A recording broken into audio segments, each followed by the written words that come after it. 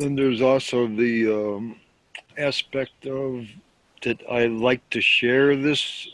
It's not like I know something that other people don't know so much as it's just I would like because I share being here in this world with others that I would like them to know the same freedom that I have been able to at least at times go into. So sometimes when I talk about this stuff with a lot of people that aren't really uh, you know, aren't really practicing at all, or they might have some inklings of spirituality, but it's not that they some of them recognize that there might be something to what I'm saying, and some of them don't. But I'll talk about it anyway. And sometimes, especially if somebody's receptive, and I start talking about it, it actually almost loosens me up, and I start to feel more free. Just in the by I don't know because I'm inviting it or something, and so Just understand completely that when you're talking to others, you're talking to your own selfless self behind the eyes and ears. So that experience is being created.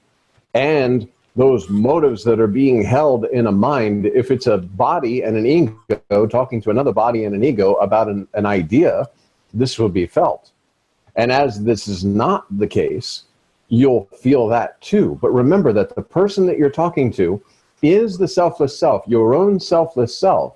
And if you're starting to, like you said, you speak like I know this and you do not know this, right. I am somebody else in you that's created, and you, the selfless self, in the other form, recognize this. There's only one thinker, one thought. So all of this, you are interacting with your own selfless self. And the way that this spontaneous speaking occurs is when there's no I am somebody else. There's no point of view. The speaking and the listening are one and the same.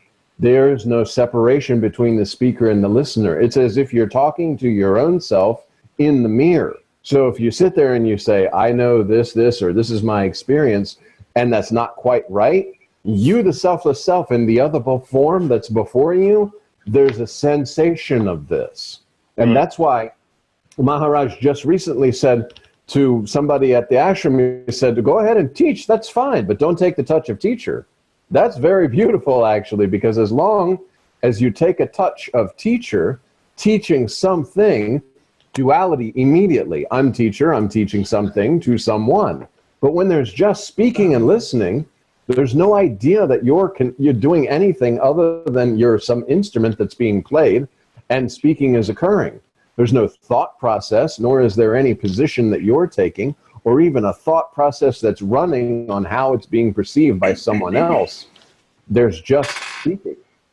And you know in your own sense of self that the selfless self is the only one that's speaking and listening in all the forms and knows instantaneously what the process is that's going on inside of this consciousness that's creating this speaking and listening.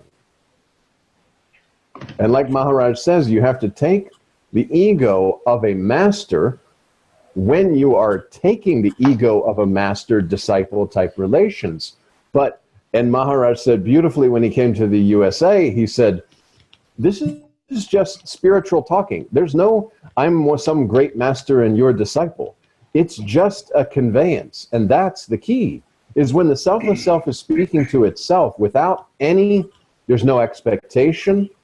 There's nothing I can get from someone else because there is no someone else. And there's no one here that can get something because this is not a thing.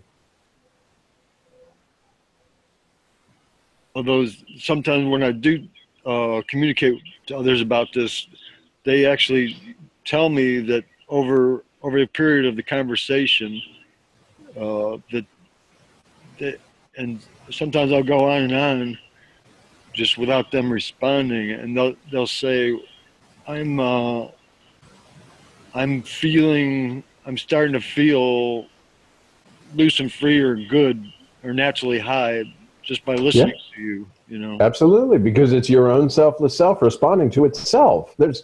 It's not, see, this is the key thing. There's no egoistic sense of self here. And when that self is speaking to itself and there's no barrier, it's a very beautiful thing. People will say, like, I feel my soul is stirring inside as you're speaking. I feel my spirit is rising, or some such thing like this, because the selfless self is speaking to its own self. And the more that this occurs, and the less there is an egoistic sense of there's someone speaking to another someone, the feeling, the presence, because the presence is everywhere. See, it's not this body and that body, it's the presence. All of this, which is vibrating with its own self through the form of otherness.